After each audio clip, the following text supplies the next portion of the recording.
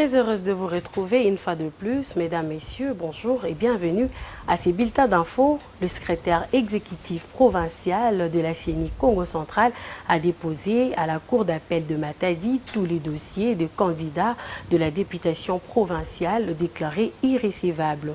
Tous ces dossiers permettront aux requérants d'introduire leur requête à la Cour d'appel. Regardez. Au total, 18 dossiers sont déclarés irrécevables pour la députation provinciale à la CENI Congo central, dont 11 pour le parti politique et 7 pour les regroupements politiques. Le secrétariat exécutif provincial de la CENI Congo central, dirigé par Madame Bernardine Kitondo, a acheminé tous les dossiers litigieux déclarés irrécevables au niveau de la CENI Congo central. Et c'est après vérification des aspects administratifs liés à la loi électorale en vigueur en République démocratique du Congo. C'est comme stipule la loi électorale dans son article 26, incessamment dès la publication des listes provisoires des candidats à la députation provinciale, on achemine directement la décision, ses annexes, ainsi que les dossiers physiques à la juridiction compétente. Ici, c'est la Cour d'appel pour les cas de la députation provinciale pour les dossiers déclarés irrécevables. Selon la loi en la matière, les requérants ont jusqu'à 15 jours pour déposer leur requête à la Cour d'appel. Effectivement, le délai pour les contentieux avant la publication des listes définitives est de 15 jours. Dans les 15 jours, il y a les 5 jours pour les dépôts. Et les 5 jours est compté à partir du lendemain de la publication des listes provisoires par le management de la CENI. Donc, les 5 jours sont à compter à partir du 29. Le juge naturel pour ces dossiers liés à la députation provinciale est la Cour d'appel. Le premier président de cette cour l'a signifié par rapport à la démarche. Madame la secrétaire exécutive provinciale du Congo central a respecté la loi. Les dossiers déclarés irrécevables, la loi prévoit que les intéressés peuvent saisir la Cour. Les dossiers ayant été déposés à la Cour d'appel, il ne reste plus qu'aux partis et regroupements politiques d'apporter les moyens de leur défense. Le pasteur Ngalassi, représentant légal de l'église La Louange, a déposé aussi le mercredi 4 octobre 2023 sa candidature pour se ranger dans la course à l'élection présidentielle de décembre 2023. L'homme des dieux a affirmé que son geste répond à une recommandation divine qui lui impose de diriger la République démocratique du Congo. Suivez sa déclaration au sorties de la CENI. C'est Dieu qui nous a mandatés de venir déposer notre candidature parce que c'est le temps de Dieu, tout simplement.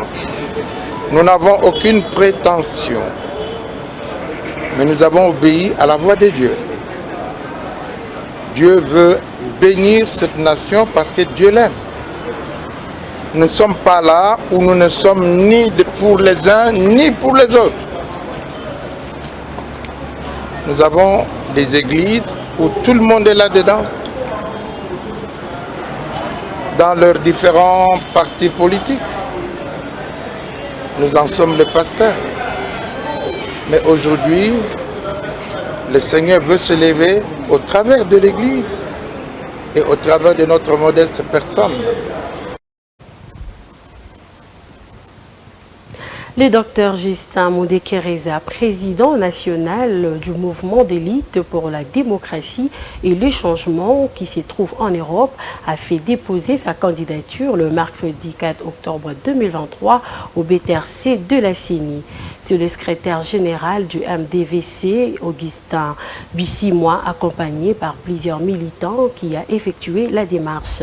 Cette candidature s'inscrit dans la vision de refonder l'État et bâtir un Congo pour tous. Suivez le secrétaire général. Notre motivation première consiste à dire au peuple congolais que le problème qui le maintient dans une pauvreté indescriptible et qui empêche le développement du pays, je l'ai découvert à travers un diagnostic jamais égalé.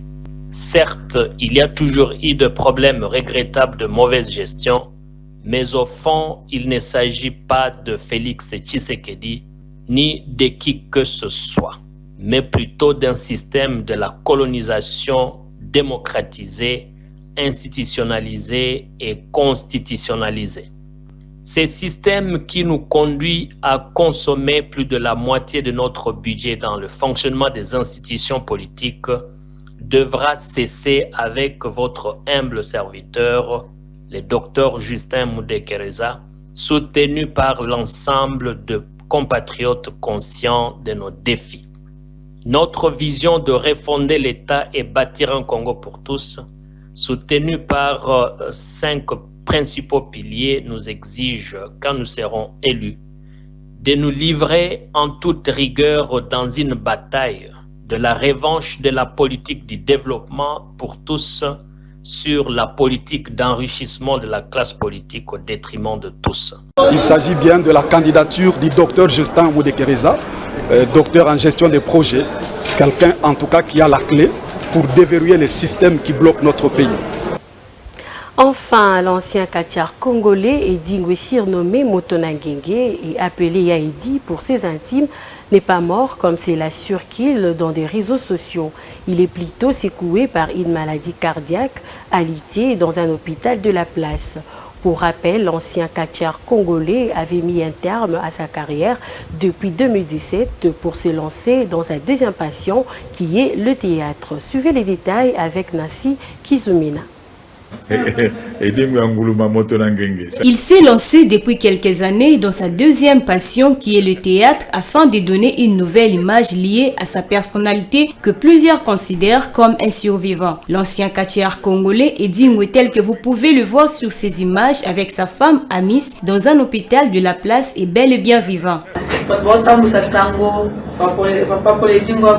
Les gens spéculent la nouvelle que papa Eddy est mort, alors que c'est juste la santé qui l'a dérangé, ce qui est une chose tout à fait normale.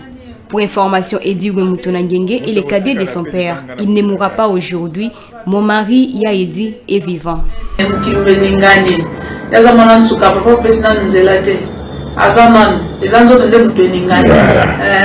Pour rappel, l'ancien catcheur congolais avait depuis 2017 mis fin à sa carrière de catcheur dont les spectacles suscitaient de l'émotion du grand public au pays comme à l'étranger pour s'engager dans la cause des catcheurs congolais qui jusqu'à preuve du contraire n'ont jamais eu une fédération reconnue au ministère des Sports.